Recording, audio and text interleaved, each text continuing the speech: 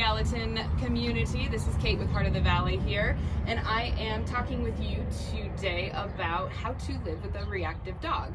Joining me today is Moab. Many times when you hear the word reactive dog or aggressive, there's a stigma attached to it, there's some negative connotation attached to it, but it's actually something that is very easy to manage and live with so long as you have a good relationship with your dog. So Moab is a great example of a dog that we would consider dog reactive or dog selective, meaning he just doesn't enjoy playing with other dogs, and that's okay. A lot of times you hear the word socialization thrown around quite a bit, whether it's on a TV show about training dogs or on, a Facebook group. And the fact of the matter is Moab's an adult male. There's an excellent chance he didn't either get great puppy socialization when he was a young boy, or he just didn't enjoy it, and it was still something that people had expectations of for him. And that's something I'd like to demystify a little bit with you today.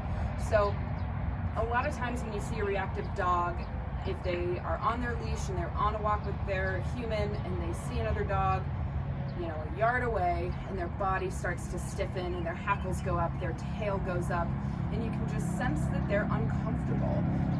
That should be your cue to simply turn around and go in the other direction instead of having your dog continue to approach the thing that's making them uncomfortable. At that point, you're just stacking triggers for that dog, and by the time they get to the other thing, dog, person, mailman, whoever it may be, that is making them uncomfortable, they're so stacked with triggers that they cannot help but just let it all out once they approach that trigger. So something really important to do is to always have your dog's back. Something I like to use always is a long lead when I'm working with dogs like Moab. That way he can have some freedom and leeway, but I am still in control of just how much he gets, and this also keeps him protected from himself and from other dogs. So this is a great tool to use in order to provide length and then teach them how to be loose on a leash with you, and then they can turn around and come back to you without a ton of pressure. So that's a really great tool to use. I like to do it on a harness. And with Moab specifically, you can see he's actually watching a person get out of their car. His tail's flagged. He's a little stiff in stance. This is a great example of body language of his curiosity of, am I okay with this? He is. He just turned around, started sniffing, minding his own business, going about his day. So something else we can do is, Moab, hi, come here. Just go boy. Just go boy. So when you have them on leash, you always want to keep them to the side of the hand that's holding the leash. So he's going to be on my left side. So he sees dogs out there in the distance in the park. So we're going to, Moab, give him a treat, get his attention. Hey, sit. Offer a sit. Nice. Shake.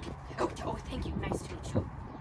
We're going to do that. We're taking his attention away from what could be triggering him or what could be making him potentially uncomfortable. So I think one of the most important things to always keep in the back of your mind is dogs can only do one thing at once. So if they are zoned in on something that is enticing to them or uncomfortable to them, if you can distract them and bring them into something that feels good, like getting treats for positive behavior, or playing with a rope toy, or doing something that they enjoy. Yeah. Here, take it. Take it. Or just like play. Oh, yeah. Then you completely distract them from what's bothering them, and you can get them excited and appropriate. So he's grabbing his rope. He loves rope toy. He loves playing tug, and he loves playing with people. So he's very people-centric, and that's how a lot of our dog reactive dogs are. So in a moment, I'll be taking you to meet some of our other dog special dogs who can still live a great life. It's just about management And fortunately, you have myself and Ben here to help manage those behaviors with you, and we're here with you every step of the way. So I can't wait for you to meet our other incredible dogs available right now. All right, hello again. I am here with Miss Dixie, and I have her attached to our long lead. So the way you want to hold one of these is first get it untangled, and then let Dixie run around all the poles and tangle it back up again. Working with dogs in Hollywood, I tell you what. All right, so I'm gonna hold the end of the leash. I am not putting my wrist through the loop. This is the worst thing you could do for your wrists and for yourself. So if you have your hand like this and you're just la la la and your dog pulls, your wrist is going. So we are going to hold it like this, and then I'm gonna start to accordion fold the leash. Hi, good girl. So as you can see, there are dogs barking in the background. Dixie is another one of our dog selective dogs. She just happens to not enjoy hanging out or playing with dogs, and that's okay. So what she does enjoy doing is following her nose and getting treats. And she is fantastic on leash. Good girl. So she knows that there are treats in here. It's a great idea to walk your reactive dog with treats in a pocket, in a pouch like this. You can even go all 80s and get yourself a cool fanny pack. I strongly suggest that, being a child of the 80s. But she knows treats are in here, and she knows if she's going to be appropriate that she's going to get these treats. So if you were to see another dog, if we're walking along, he starts to pull, you're gonna say, Dixie, Dixie, yes, yeah, good girl. And then you can start to move with her, make it a fun game, so her attention's on you. Dixie, yes, good girl. So now she's not paying any mind to anything that she's smelling or hearing.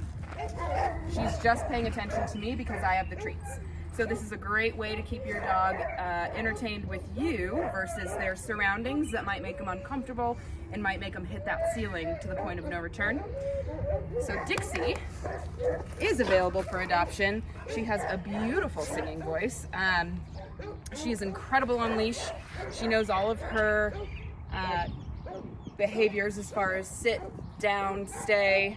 She's pretty dang good at recall as well, which for a hound dog is always very impressive.